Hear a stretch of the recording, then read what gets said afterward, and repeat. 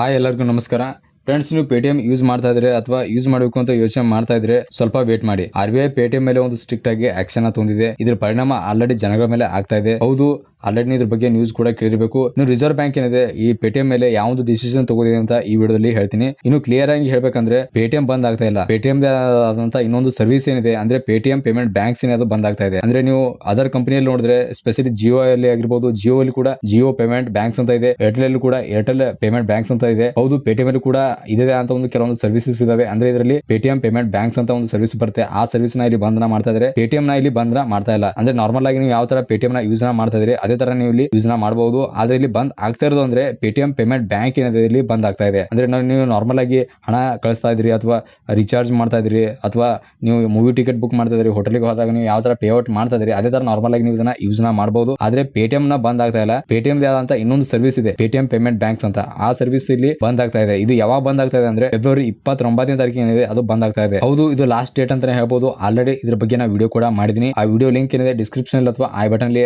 ಆ video link ನ ಕೊಡ್ತೀನಿ. ಮರಿದೆ ಆ ವಿಡಿಯೋನ ನೋಡಿ. ಹೌದು, ಫೆಬ್ರವರಿ 29ನೇ ತಾರೀಕಿಗೆ ಏನಿದೆ ಪೇಟಿಎಂ ಇನ್ನೊಂದು ಸರ್ವಿಸ್ ಏನಿದೆ ಪೇಟಿಎಂ ಪೇಮೆಂಟ್ ಬ್ಯಾಂಕ್ ಅಂತ ಏನಿದೆ ಆ ಒಂದು ಸರ್ವಿಸ್ ನ ಇಲ್ಲಿ ಬಂದ್ ಆಗ್ತಾ ಇದೆ. ಇನ್ನು ಪೇಟಿಎಂ ಅಲ್ಲಿ ಬ್ಯಾಲೆನ್ಸ್ ಇತ್ತು ಅಥವಾ ಹಣ ಇತ್ತು ಅನ್ಕೊಳ್ಳಿ, ಏನಾದ್ರೂ ಹೋಗುತ್ತೆ ಅಂತ ನಿಮ್ಗೆ ಅನಿಸಬಹುದು. ಇಲ್ಲ ಯಾವುದೇ ಕಾರಣ ಕೂಡ ಪೇಟಿಎಂ ಅಲ್ಲಿ ಹಣ ಇತ್ತು ಅನ್ಕೊಳ್ಳಿ, ಅದು ಅಲ್ಲೇ ಇರುತ್ತೆ, ಯಾವುದು ಕೂಡ ಪ್ರಾಬ್ಲಮ್ ಆಗೋದಿಲ್ಲ. ಪೇಟಿಎಂ ಪೇಮೆಂಟ್ ಬ್ಯಾಂಕ್ ಅಲ್ಲಿ ಏನಾದ್ರೂ ಹಣ ಇತ್ತು ಅನ್ಕೊಳ್ಳಿ, ಫೆಬ್ರವರಿ 29 ಒಳಗಡೆ ಅದನ್ನ ವಿಡ್ರಾ ಮಾಡ್ಕೊಳ್ಳಿ. ಇಲ್ಲ ಅಂದ್ರೆ ಅದ್ರ ಒಳಗಡೆ ನೀವು ವಿಡ್ರಾ ಮಾಡ್ಕೊಳ್ಳಿಲ್ಲ ಅಂದ್ರೆ ನಿಮ್ಮ ಹಣ ಏನಾದ್ರು ಹೋಗುವಂತ ಚಾನ್ಸ್ ಇರುತ್ತೆ. ಹೀಗಾಗಿ ಆ ಡೇಟ್ ಒಳಗಡೆ ಹಣ ವಿಡ್ರಾ ಮಾಡ್ಕೊಳ್ಳಿ. ಇನ್ನು ಬಹಳ ಜನ ಏನ್ ಮಾಡ್ತಾರೆ ಅಂದ್ರೆ ಪೇಟಿಎಂ ಅಕೌಂಟ್ ನಲ್ಲಿ ಡೆಲ್ಟಾ ಮಾಡ್ತಾರೆ. ಆ ತರ ಮಾಡೋದಕ್ಕೆ ಹೋಗಬೇಡಿ. ಯಾಕಂದ್ರೆ ಪೇಟಿಎಂ ಮತ್ತೆ ಪೇಟಿಎಂ ಪೇಮೆಂಟ್ ಬ್ಯಾಂಕ್ ಕೂಡ ಬಹಳ ಡಿಫರೆನ್ಸ್ ಇದೆ.